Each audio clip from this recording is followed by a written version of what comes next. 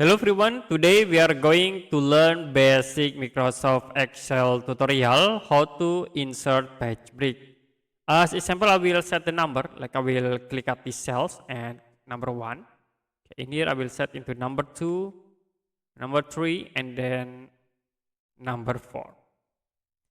Now if you want to insert page break, like I will click at these cells and you can go to page layout, click on the break option and then choose the insert page break. So we have this page break, and to view this page break, go into view menu, click on page break preview. So we have this 4 page. If you want to delete the page break or you can increase, you can click at this point, you can move like into here, or you can click from this point into here to delete the page break. You have these 2 page break. Okay, you can move again into here to show another page break.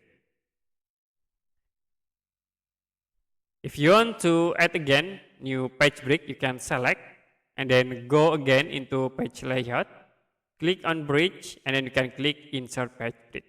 So we have a lot of options to insert the page break. Okay, you can delete by clicking in here, or you can move again from this point into here. So in here we have 3 pages. Page 1, page 2, and page 3. Okay, that's it for a basic Microsoft Excel tutorial, how to insert page break.